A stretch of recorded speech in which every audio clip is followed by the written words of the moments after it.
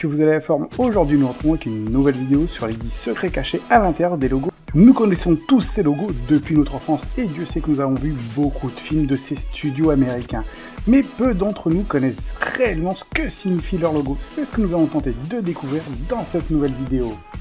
Mais avant de découvrir les 10 secrets cachés à l'intérieur des logos américains, n'hésite pas à t'abonner si ce n'est pas déjà fait et bien évidemment à lâcher un très gros pouce bleu. Si cette vidéo t'a plu, ça peut toujours aider et ça fait plaisir. Alors c'est parti.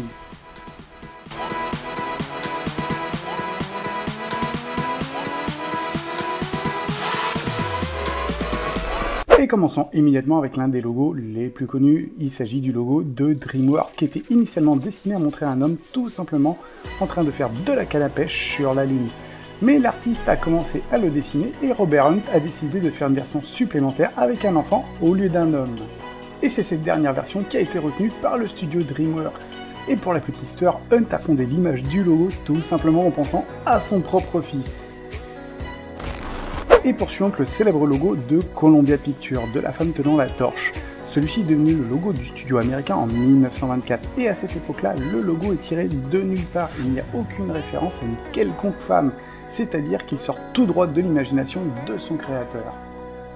C'est en 1992 que le célèbre studio américain a décidé de changer de logo par une image d'une ménagère américaine ordinaire, une certaine Jenny Joseph. Bien que les traits du visage soient modifiés de manière significative pour la photo finale, il faut avouer que le changement n'est vraiment pas très flagrant. Et poursuivant le studio Metro-Goldwyn-Mayer, l'idée du logo de la MGM est venue de Howard Diaz en 1924, tout simplement en rapport avec le nom de son équipe sportive à l'université qui s'appelait les Lions, les Lions. Depuis 1924, la MGM a présenté 5 lions différents sur son logo, Slade, Jackie, Tanner, George et finalement Léo. Paramount Pictures, pour le logo de la Paramount, l'artiste William Hodgson a dessiné une montagne très semblable à Ben Lomond Mountain dans l'Utah où il a tout simplement grandi.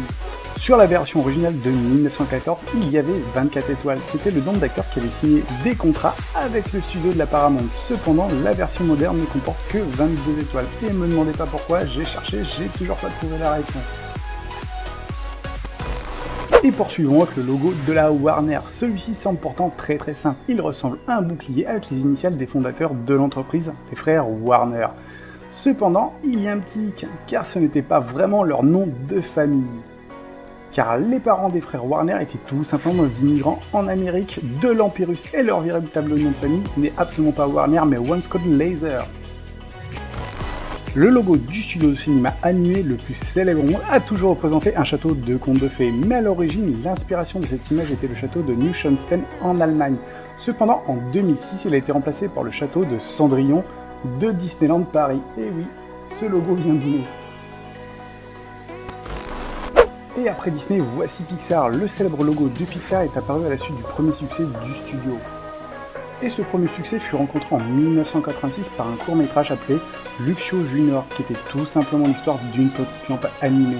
Et les gens ont tellement aimé ce personnage que le studio américain a décidé de faire hommage à celui-ci en l'intégrant à la place de la lettre I. Et poursuivons avec Castle Rock. Alors aujourd'hui, ce studio appartient à la Warner, mais à l'origine, dans les années 1980, Castle Rock a réalisé des adaptations cinématographiques des romans de Stephen King. Et d'ailleurs, le nom du studio, Castle Rock, est tout simplement le nom d'une ville fictive souvent présente dans les romans de Stephen King. Et terminons cette vidéo par le studio Lionsgate, qui est un pont à Vancouver, l'endroit où est né le fondateur tout simplement de l'entreprise, Robert Altman. Contrairement à MGM, auquel John n'a été impliqué à aucun moment dans l'histoire du studio. Cette vidéo arrive déjà à sa fin, n'hésitez pas en commentaire à proposer d'autres sujets pour d'autres vidéos et nous nous retrouvons vraiment très bientôt.